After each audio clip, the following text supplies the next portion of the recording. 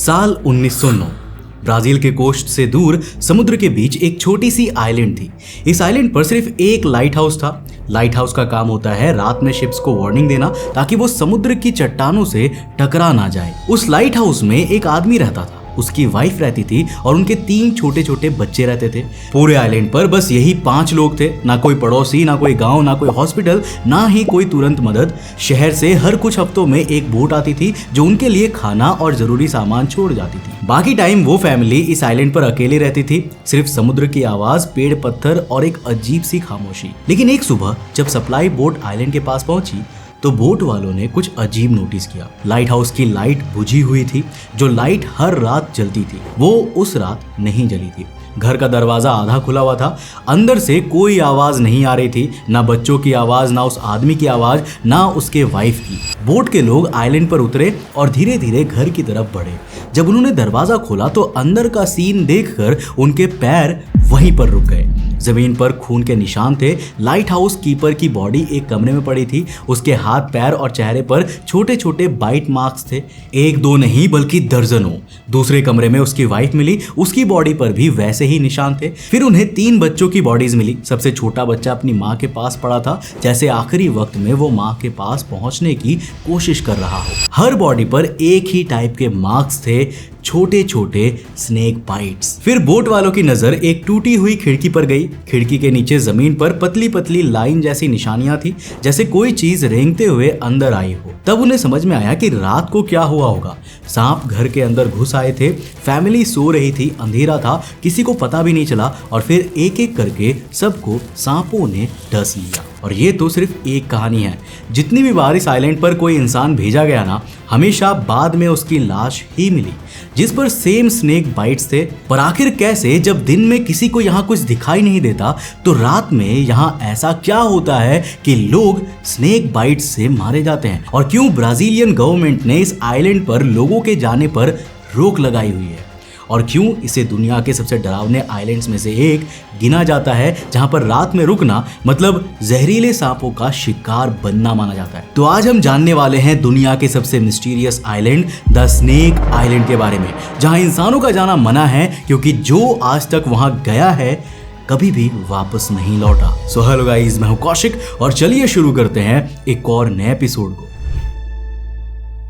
Video में आगे बढ़ने से पहले मैं देख पा रहा हूं कि आप में से अधिकांश लोगों ने अभी तक चैनल को सब्सक्राइब नहीं किया है। यार सब्सक्राइब करना बिल्कुल फ्री है, नीचे सब्सक्राइब वाला बटन मिल जाएगा, उसको प्रेस करो और साथ में नोटिफिकेशन बेल ऑन करो। रात का वक्त था, समुद्र बिल्कुल शांत दिख रहा था, लेकिन उस शांति के अंदर कुछ अजीब छिपा हुआ था। एक छोटी सी फिशिंग बोट धीरे धीरे ब्राजील के कोस्ट से दूर जा रही थी। बोट में सिर्फ 2 फिशरमैन थे।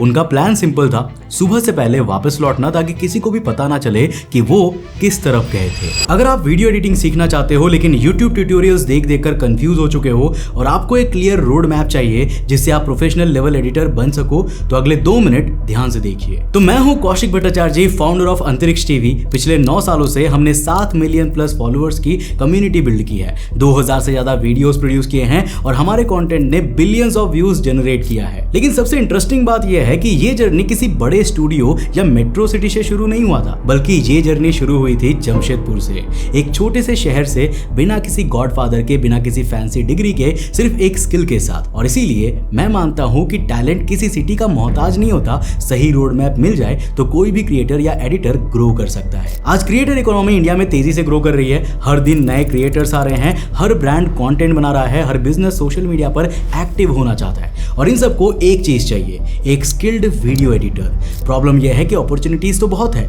लेकिन इंडस्ट्री रेडी एडिटर्स बहुत ही कम है और यही गैप आपके लिए एक अपॉर्चुनिटी है। और इसी वजह से ना मेरा एक मिशन है इंडिया के 1000 फ्यूचर रेडी एडिटर्स क्रिएट करने का।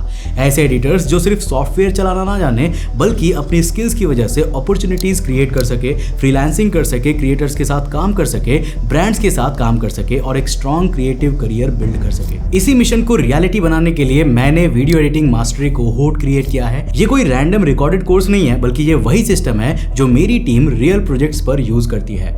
वही वर्क फ्लोज, वही टेक्निक्स, वही प्रोसेसेस जो मिलियंस और बिलियंस ऑफ व्यूज जनरेट करने वाले कंटेंट के पीछे काम करते हैं। इस कोहोर्ट में आप सीखोगे professional video editing in premiere pro, Photoshop से हाई कन्वर्टिंग थंबनेल्स और डिजाइन्स, लेटेस्ट एआई टूल्स जो आपका वर्कफ्लो फास्टर और स्मार्टर बना देगा। और सबसे इंपॉर्टेंट, एडोबी आफ्टर इफेक्ट्स के साथ मोशन ग्राफिक्स बनाना और डॉक्यूमेंट्री स्टाइल वीडियो एडिटिंग, और सबसे इंपॉर्टेंट एक क्लियर रोड मैप जिससे आपको पता चलेगा कि स्किल को करियर में कैसे कन्वर्ट करना है। और इस कोहोर्ट के साथ आपको कुछ एक्सक्लूसिव बोनसेस भी मिलेंगे। Bonus number 1, private community access, जहां आप सीरियस क्रिएटर्स, एडिटर्स और लर्नर्स के नेटवर्क का हिस्सा बनोगे। Bonus number 2, live doubt clearing sessions, ताकि आप कभी स्टक ना रहे और हर चैलेंज का सोल्यूशन मिल सके। Bonus number 3, certificate of completion, जो आपके पोर्टफोलियो और प्रोफेशनल क्रेडिबिलिटी को और स्ट्रांग बनाएगा। Bonus number 4, direct learning from our team, वही टीम जो रियल वर्ल्ड कंटेंट और प्रोजेक्ट्स पर काम करती है। लेकिन एक इंपॉर्टेंट बात है, ये सेल्फ पेस्ड कोर्स नहीं है, ये एक लाइव कोहोर्ट है, इसलिए हम अनलिमिटेड स्टूडेंट्स नहीं लेते। हमारा बैच 1 जुलाई से स्टार्ट हो रहा है और जब सीट्स भर जाएंगे ना, एनरोलमेंट क्लोज कर दिया जाएगा और आपको अगले बैच का वेट करना पड़ेगा, यानी अपॉर्चुनिटी आपके हाथ से मिस हो जाएगा। अब देखिए, मैं आपसे ये प्रॉमिस नहीं करूंगा कि ये कोर्स आपको रातों रात सक्सेसफुल बना देगा, लेकिन मैं आपसे एक प्रॉमिस जरूर करता हूं, जो कुछ मैंने पिछले 9 सालों में सीखा है ना, जो सिस्टम्स हमने बिल्ड किया है, जो मिस्टेक्स हमने की है और जो लेसन्स हमने रियल वर्ल्ड एक्सपीरियंस से सीखा है, वो सब आपके साथ शेयर किया जाएगा। मेरा गोल सिर्फ कोर्स बेचना नहीं है, मेरा गोल है इंडिया के 1000 फ्यूचर रेडी एडिटर्स क्रिएट करने का। अब सवाल यह है कि क्या आप उनमें से एक बनना चाहोगे? अगर जवाब हाँ में है तो नीचे दिए गए बटन पर क्लिक कीजिए, अपना प्लान चूज कीजिए और यूज कीजिए ATV30 coupon code for maximum discount. Seats बहुत ही लिमिटेड है। मिलते हैं 1 जुलाई को इनसाइड दी कोहोर्ट। लेकिन जैसे जैसे बोट उस आइलैंड के करीब पहुंची, हवा बदलने लगी। समुद्र की स्मेल के साथ एक अजीब सी सड़ी हुई गंध आने लगी। दोनों फिशरमैन चुप हो गए। दूर अंधेरे में आइलैंड दिख रहा था, ना कोई लाइट थी, ना कोई आवाज, बस एक काला सा जंगल जो समुद्र के बीच में खड़ा था। उनमें से एक फिशरमैन ने बोट रोकने को कहा। उसने आइलैंड की तरफ देखा और धीरे से बोला, यहाँ कुछ ठीक नहीं है। लेकिन दूसरा फिशरमैन पैसा कमाने के लालच में आगे बढ़ता रहा। उन्होंने बोट को एक पत्थर के पास रोका और टॉर्च लेकर आइलैंड पर उतर गया। पहले कुछ मिनट तक सब नॉर्मल लगा, सिर्फ घास थी, पेड़ थे और गीली जमीन थी। लेकिन फिर उन्होंने एक आवाज सुनी, जैसे सूखे पत्तों के ऊपर कुछ धीरे धीरे रेंग रहा हो। उन्होंने टॉर्च घुमाई लेकिन कुछ नहीं दिखा। फिर वही आवाज दूसरी तरफ से आई, फिर तीसरी तरफ से आई। अब आवाज एक जगह से नहीं बल्कि हर तरफ से आ रही थी। अब उस मछुआरे ने जैसे ही टॉर्च पेड़ के डालियों पर डाली, उसका चेहरा सफेद पड़ गया। डाली पर एक गोल्डन रंग का सांप बिल्कुल चुप बैठा था। उसकी आंखें सीधा उन्हें ही देख रही थी। और फिर उन्होंने देखा, सिर्फ एक नहीं, उस डाल पर कई सारे सांप थे। दोनों भागने लगे, लेकिन आइलैंड की जमीन सीधी नहीं थी। घास के नीचे पत्थर थे और पत्थरों के नीचे मौत छिपी हुई थी। एक फिशरमैन बोट तक पहुंच गया, लेकिन दूसरे की चीख जंगल के अंदर ही रह गई। अगले दिन समुद्र में एक खाली बोट मिली। उसके अंदर एक टॉर्च पड़ी थी जो अब भी ब्लिंक कर रही थी और बोट के फ्लोर पर मिट्टी के साथ साथ कुछ पतली पतली लाइन जैसी निशानियां बनी हुई थी, बिल्कुल वैसे ही जैसे उस लाइट हाउस कीपर के साथ हुआ था। और यही है इस स्नेक आइलैंड का हॉरर, जहां कदम रखने का मतलब है मौत। इस आइलैंड का ओरिजिनल नाम है इल्हा दा क्विमादा ग्रांडे और जैसा मैंने बताया, दुनिया इसे स्नेक आइलैंड के नाम से जानती है। ये ब्राजील के साओ पाउलो कोस्ट से करीब 33 किलोमीटर दूर समुद्र में स्थित है। साइज में ये बहुत ही छोटी है, सिर्फ 43 हेक्टेयर्स में फैला। मतलब एक छोटा सा आइलैंड जिसे सैटेलाइट फोटो में देखो तो वो बिल्कुल नॉर्मल लगता है। हरी हरी घास, पेड़ पौधे, पत्थर और चारों तरफ समुद्र।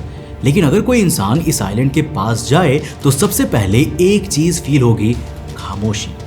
जंगल है लेकिन नॉर्मल जंगल जैसी आवाज नहीं है। ना ज्यादा बर्ड्स की आवाज है, ना नॉर्मल वाइल्ड लाइफ का मूवमेंट है, बस एक हेवी साइलेंस। और इस साइलेंस की वजह है वो चीज जो इस आइलैंड के हर एक कोने में छिपी हुई है। इस छोटी सी आइलैंड पर लगभग 2000 से लेकर 4000 सांप रहते हैं। अब सुनने में 4000 बस एक नंबर लगता होगा, लेकिन सोच कर देखो, सिर्फ 43 हेक्टेयर्स में हजारों सांप। मतलब आप कुछ कदम चलो तो पॉसिबल है कि आपके आसपास कोई ना कोई सांप होगा ही। जमीन पर, घास में, पत्थरों के नीचे, पेड़ों के ब्रांचेस पर, हर जगह स्नेक डेंजर है। और ये कोई नॉर्मल सांप नहीं है, इनका नाम है गोल्डन लैंसहेड। ये दुनिया के सबसे डेंजरस वेनमस स्नेक्स में से एक माना जाता है। इसका रंग गोल्डन येलो कलर का होता है, इसलिए ये दिखने में ब्यूटीफुल लग सकता है, लेकिन ये ब्यूटी एक ट्रैप है, क्योंकि गोल्डन लैंसहेड का वेनम बहुत ही पावरफुल होता है। सबसे शॉकिंग बात यह है कि ये स्नेक पूरी दुनिया में सिर्फ इसी एक आइलैंड पर मिलता है। ना इंडिया में, ना अमेरिका में, ना अफ्रीका में, सिर्फ स्नेक आइलैंड पर। तो फिर सवाल आता है कि एक छोटी सी आइलैंड पर इतने डेंजरस स्नेक्स आए कहां से? वेल इसका जवाब करीब 11,000 साल पहले से जुड़ा हुआ है। उस वक्त आइस एज खत्म हो रही थी, बर्फ पिघल रही थी, समुद्र का पानी धीरे धीरे ऊपर आ रहा था। ब्राजील के कोस्ट के पास जो जमीन पहले मेनलैंड से जुड़ी हुई थी ना, उसका एक छोटा टुकड़ा पानी से अलग हो गया। ये टुकड़ा ही बाद में स्नेक आइलैंड बना। लेकिन जब ये आइलैंड अलग हुआ तब कुछ स्नेक्स उस पर ऑलरेडी मौजूद थे। समुद्र का पानी बढ़ा, रास्ता बंद हो गया और वो स्नेक्स हमेशा हमेशा के लिए आइलैंड पर ही फंस गए। वापस मेनलैंड जाने का कोई भी रास्ता नहीं था। बीच में 33 किलोमीटर का समुद्र आ चुका था और स्नेक्स इतनी दूर तक तैरकर वापस नहीं जा सकते थे। अब यहाँ से उनकी लाइफ बदल जाती है।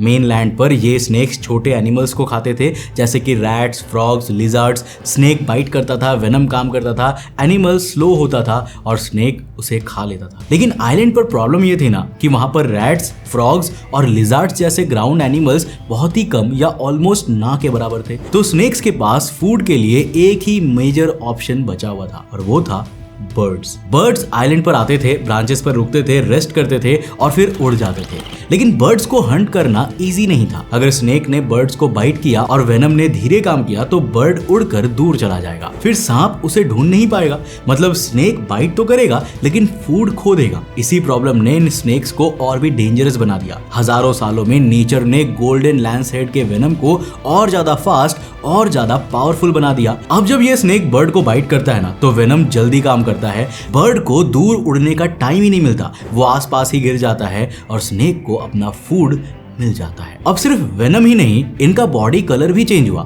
मेनलैंड पर स्नेक्स जमीन पर हाइड करते थे, इसलिए उनका कलर ब्राउनिश होता था। लेकिन आइलैंड पर बर्ड्स को पकड़ने के लिए स्नेक्स को ब्रांचेस पर छुपना था, इसलिए धीरे धीरे इनका कलर गोल्डन येलो हो गया। धूप, ड्राई लीव्स और ब्रांचेस के बीच ये कलर उन्हें हाइड करने में हेल्प करता था।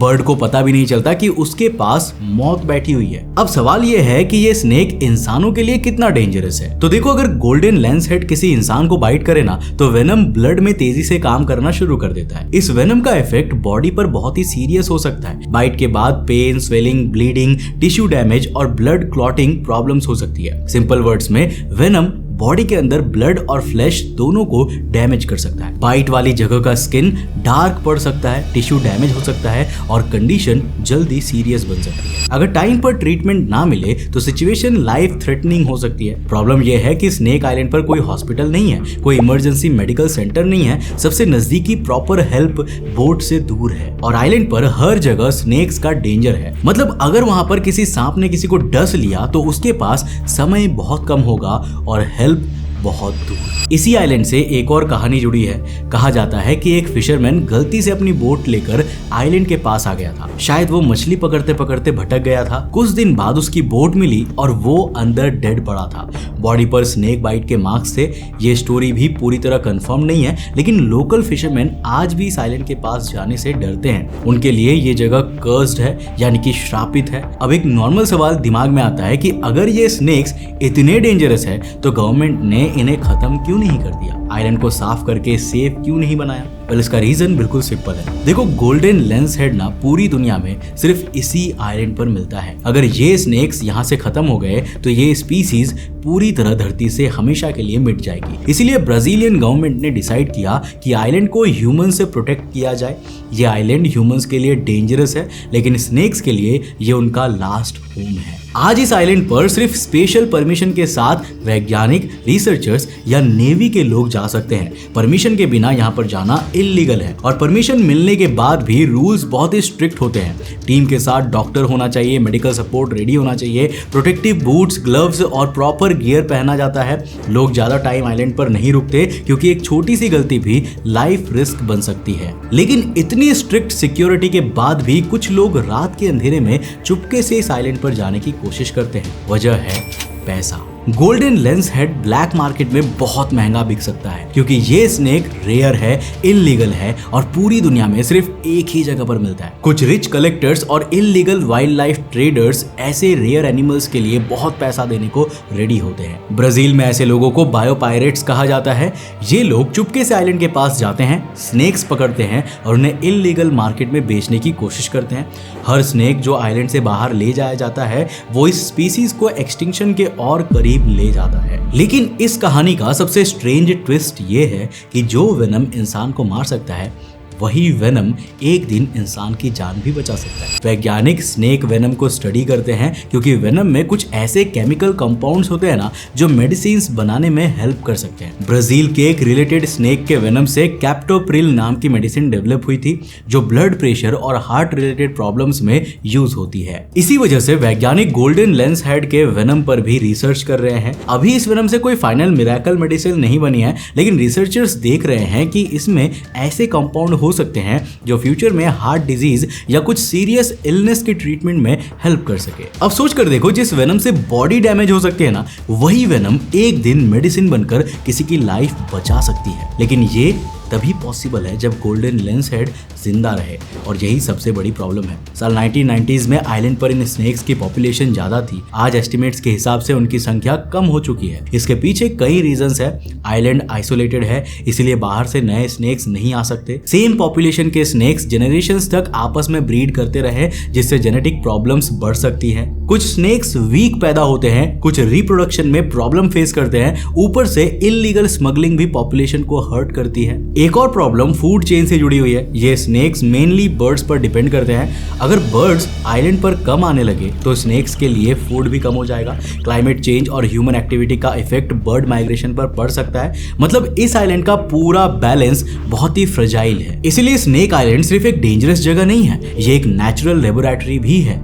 यहाँ पर नेचर ने 11,000 सालों में एक स्पीसीज को कंप्लीटली अलग डायरेक्शन में इवॉल्व कर दिया। यह आइलैंड दिखाता है कि आइसोलेशन किसी एनिमल को कितना बदल सकता है। एक नॉर्मल स्नेक पॉपुलेशन, एक छोटी आइलैंड, लिमिटेड फूड और हजारों सालों का समय, इन सब ने मिलकर गोल्डन लेंस हेड जैसा हंटर बना दिया। और उस आइलैंड पर लाइट हाउस आज भी खड़ा है। अब उससे मशीन्स चलाते हैं, रात को लाइट जलती है, सुबह बुझ जाती है। वहां कोई फैमिली नहीं रहती, कोई बच्चे नहीं रहते, कोई आदमी रात को लाइट चेक करने नहीं जाता। बस आइलैंड है, जंगल है, समुद्र है और हजारों स्नेक्स है। वो पुरानी लाइट हाउस फैमिली वाली कहानी सच हो या लेजेंड, लेकिन उसने एक बात सबको समझा दी, ये आइलैंड ह्यूमंस के लिए नहीं बना। यहाँ के स्नेक्स ने कभी नॉर्मल ह्यूमन वर्ल्ड नहीं देखा। उनके लिए छोटी सी आइलैंड ही पूरी दुनिया है। और जब भी कोई इंसान वहां पर गया, चाहे वो फिशरमैन हो, स्मगलर हो या रिसर्चर हो, आइलैंड ने एक ही वार्निंग दी, ये जगह तुम्हारी नहीं है, ना कभी थी और शायद ना कभी होगी। तो उम्मीद है कि इस वीडियो से आपने कुछ नया जरूर सीखा होगा। अगर सीखा तो इस वीडियो को लाइक कर देना, अपने दोस्तों के साथ जरूर शेयर करना। अगर आप नए हो चैनल पे तो चैनल को सब्सक्राइब करने के साथ साथ नोटिफिकेशन बेल कॉल कर देना। और अगर आपको ये वीडियो पसंद आए ना, तो मैं आपको रेकमेंड करूंगा कि आप अगली वीडियो इसे जाकर के जरूर देखना, जिसमें हमने बात किया है कि मरते वक्त एक इंसान क्या महसूस करता है, कौन सा सपना देखता है। वैज्ञानिकों ने एक सर्वे किया था जिसमें यह देखा गया कि मरते वक्त इंसान एग्जैक्टली क्या देखता है।